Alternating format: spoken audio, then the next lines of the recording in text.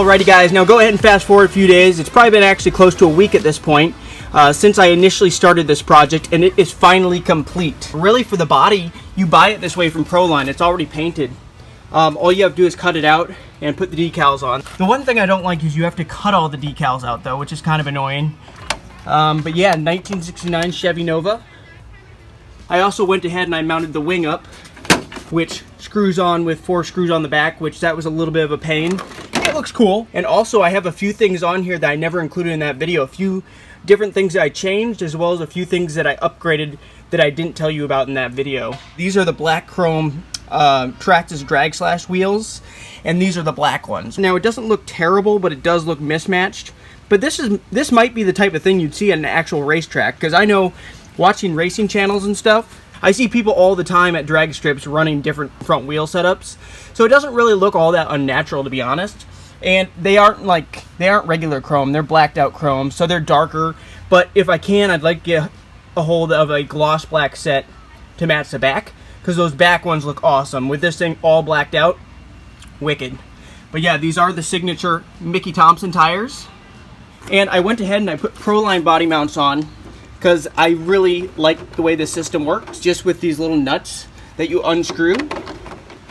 Took a while to position everything where I got the holes lined up, but I think I got the body pretty well centered. So let me get all these off, and then I'm going to show you what power system I'm running. Now, for the power system, I don't know if I'm going to be running that power system long term. It might just be a temporary thing. We will see.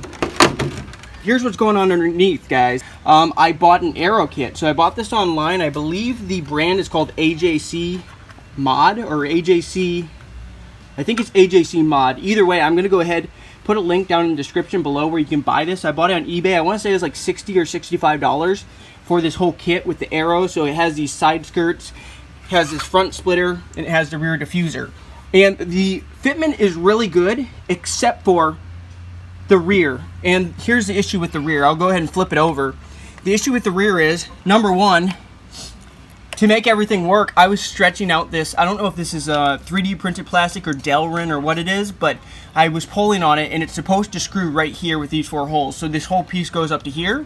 I ended up stretching it so far it actually just broke right there, which kind of sucks. That's not the fitment issue. The fitment issue is, I don't think it's a fitment issue on their end. I think they anticipate when you build one of these Slashes that you're going to use the stock Traxxas Slash 2-wheel drive suspension arms, which are slightly longer. But this diffuser right here, I had to cut this whole notch out on both sides, because the diffuser used to come all the way down to here, like in line with this, I think. So it would have touched the inside of both tires, but I do think it's because they designed it for the Slash 2-wheel drive suspension arms, which are longer, which would push these tires out a little bit further. So if you're running the stock Traxxas suspension arms for a Slash 2-wheel drive, you shouldn't have any issues. Now, if you're running a drag Slash ones, you will have issues where you're going to have to cut this. And it's not easy to cut without it breaking. You guys can see there, it broke. So that's the only issue I had, and then this right here broke. But the good thing is it's held on in a few other places where that doesn't really affect it. It's still on there pretty good. And actually, this right here is the wheelie bar from the 100 mile per hour Traxxas Slash project. Since I took it off, this is made for a drag Slash. I was able to make it work. I think this one is actually for the Chevy Nova body. I'm pretty sure. You're gonna have to look that up, but I'm pretty sure that this particular Aero kit that I bought from AJC Mods, I'm pretty sure that this one's made for this Nova body. So I didn't buy it till after I already had the Nova body, and then I saw it online, so I decided to get it because I thought that would be pretty cool. Aside from getting that on, this is actually meant to line up with the wheelie bar, where you can actually screw it in, and it's screwed on in a few places where actually the wheelie bar is actually helping to hold that rear diffuser in place actually. So I got all the suspension arms swapped over to the drag Slash one. I got all the shocks swapped over to the drag Slash shocks. These front ones that have the little bump stops in them. I ended up changing a few things. The thing that I changed, guys, is I went ahead, I had already bought the drag Slash shock towers, so the front and the rear shock towers, but I was going to use the Atomic RC ones. Now the issue I had was alignment. On this, there's only 2 holes, a lower and an upper, that you might be able to see.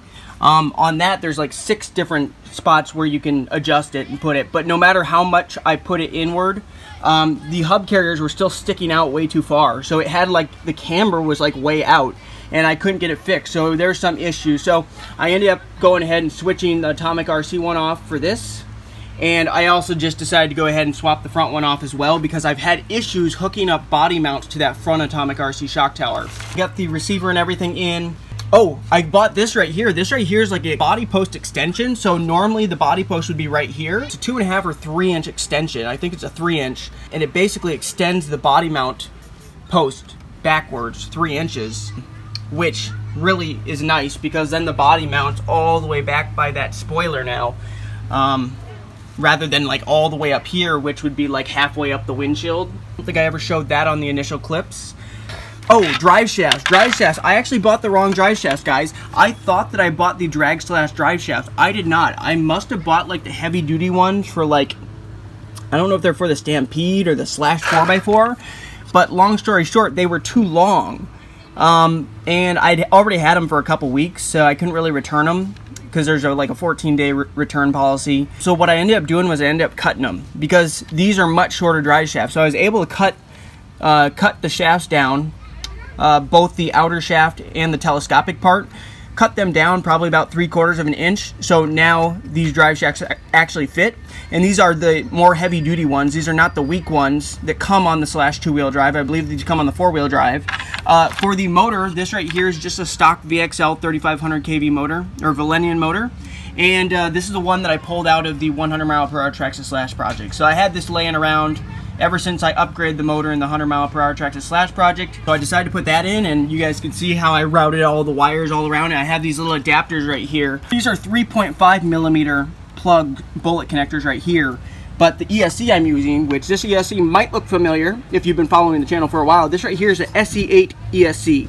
It's basically a rebranded hobby wing made by Red Cat Racing, or made for Red Cat Racing, and this was the very first ESC I started out with on the 100 mile per hour Traxxas Slash project. It's capable of running up to 4S. It does just have Dean connectors, but I have this little jumper right here, so it basically completes the circuit, so I can just run one battery.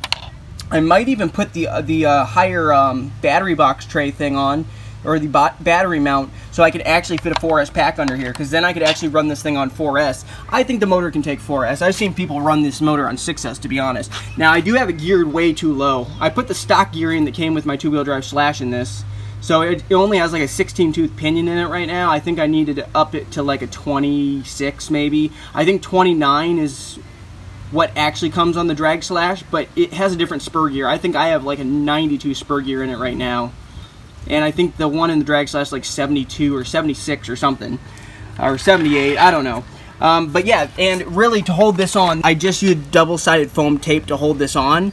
So a few big tumbles and this could potentially come off, but I don't really have any way to mount it down otherwise. Oh, I also put the bell crank system that came from the drag Slash. I put that in. I decided to swap out the Traxxas upgrade one, and I'm trying to think if there's anything else I've done. I think that's everything, guys.